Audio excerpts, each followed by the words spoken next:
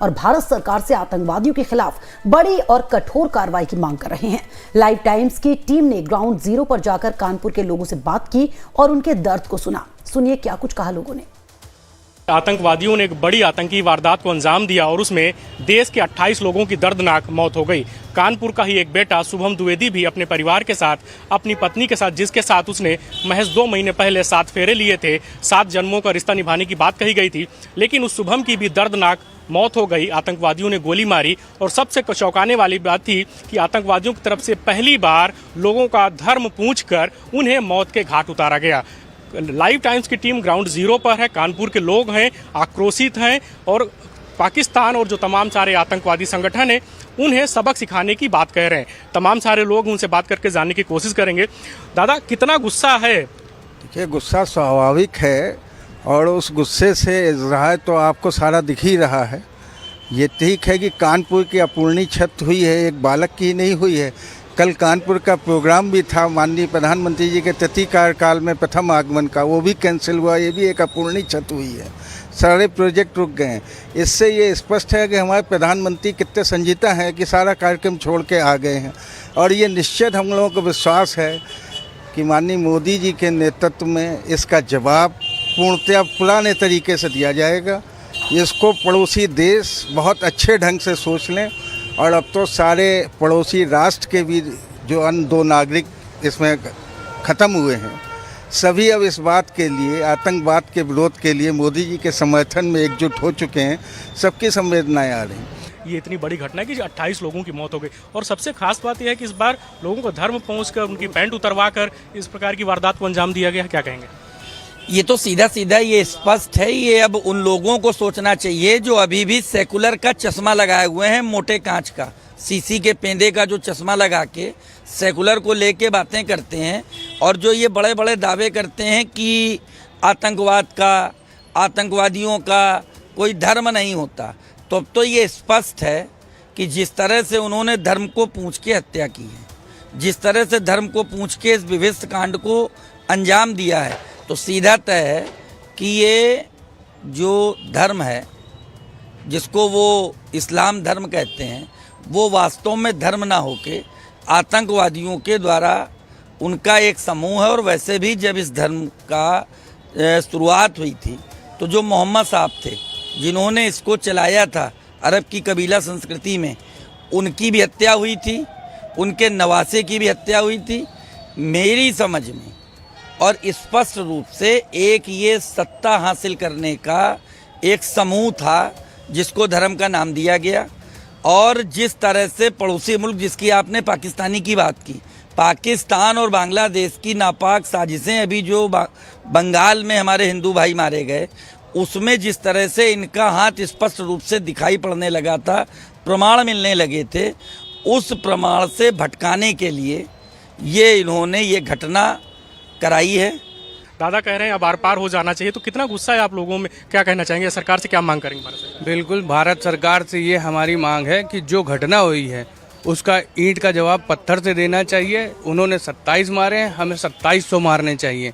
जब तक हम इस तरह से जवाब नहीं देंगे तब तक इस तरह की घटनाएं होती रहेंगी। इसके पहले अगर आप देखें तो अगर धर्म विशेष की बात करें, जो कल वहाँ पे एक चीज़ घटना हुई कि धर्म पूछ के वहाँ पे गोली मारी गई है। तो जब एक ही धर्म के लोग हर समय खतरे में रहते हैं, चाहे वो बांग्लादेश हो, चाहे वो कश्मीर हो और चाहे आप चले जाएंगे पश्चिम बंगाल में वहाँ पे, तो अब सीधा सीधा एक फंडा है, ईंट का जवाब पत्थर से, गोली का जवाब गोली से। अब जो उन्होंने 27 मारे हैं, हमें 2700 मारने हैं। कल एक जो नई चीज़ सबसे ज़्यादा घटित हुई है कि धर्म पूछ के गोली मारी गई है। तो हम ये चाहते हैं कि हम ईंट का जवाब पत्थर से दें और अब हम ये जो 27 आदमी मारे गए हैं, हमारे माननीय जो हमारे प्रधानमंत्री जी हैं, वो इसको अब इससे कई ज़्यादा लोग इनके मारे जाएं ताकि हमें इस चीज़ का बदला मिल सके। और जो हमारे कानपुर के भाई थे शुभम द्विवेदी, जिनको कल हत्या करी गई है, तो हमें बड़ी वो निंदा करते हैं हम इस चीज़ की। ये धर्म पूछ के मारने की बात ये आगाह करती है कि हमारा धर्म पूछ के हमारी हत्याएं की गई, यानी कि केवल हिंदू ही टारगेट है और हिंदू को ही इनको मिटाना है, अपना इस्लाम लाना है मेरे भैया। तो इसके लिए ये ईंट का जवाब पत्थर से देना है, गोली का जवाब गोली से देना है। मैं तो ये चाहूँगा मोदी जी से भी, योगी जी से भी, हर घर में एक स्टैंड गन धारी होना चाहिए। उसकी आप सैलरी दें या ना दें, वो स्टैंड गन वो पूरे देश की रक्षा करे, अपने धर्म की रक्षा करे, अपने घर की रक्षा करे। हर व्यक्ति के हाथ में गन होनी चाहिए। और इन्होंने 27 मारे हैं, 27,000 क्या 27 लाख आदमी खत्म कर देना चाहिए, अंदर घुस के इनको वार करना चाहिए। जो ये घटना की गई है, मुझे लगता है इस देश के प्रत्येक नागरिक 140 करोड़ जनसंख्या को चैलेंज किया गया है। और चैलेंज भी मुझे लगता है करा इसलिए गया है कि हिंदू जाग जाए।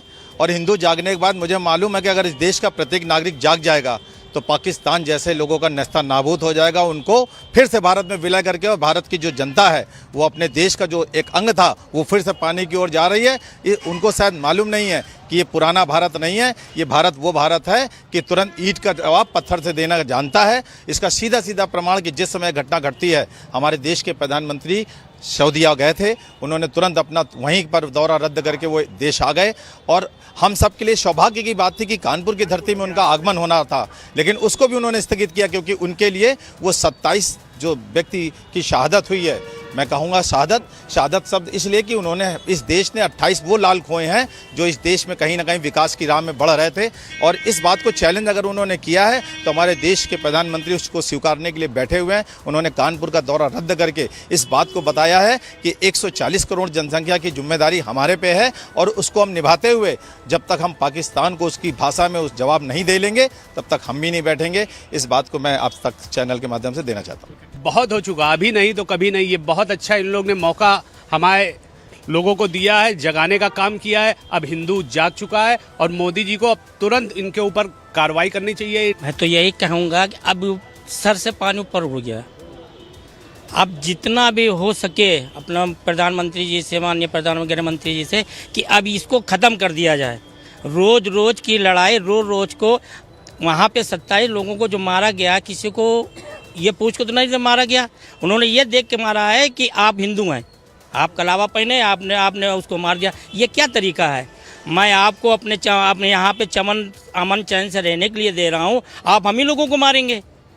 आप बढ़ते जाओ, हम लोग पीछे होते जाएं, तो अब ऐसा नहीं हो पाएगा। अब तो पीओ को लेके रहें और उसके बाद ये आर पार की लड़ाई अब लड़ लेनी चाहिए। एक तरफ देखिए 2 महीने पहले जिस हमारे कानपुर के भाई शुभम द्विवेदी की शादी हुई थी, उस भाभी की आंखों को देखते हुए आंसू हृदय पीड़ा झकझोर देने वाली होती है कि जिसकी हाथों की मेहंदी अभी नहीं छूटी थी। उस माँ से पूछिए जिसने अपनी गोद बिल्कुल खाली हो गई। उस पिता से पूछिए जिसने बचपन से अपने बेटे को पाला था, इकलौता पुत्र था जिसके कंधों पर पूरी जिम्मेदारी आने वाली थी। उस पिता को अब कौन कंधे पर ले जाएगा? ये सब सोचने वाली और अत्यंत झकझोर करने वाली घटनाएं हैं। ये स्पष्ट तो देखा आपने कितना गुस्सा देश के लोगों में नजर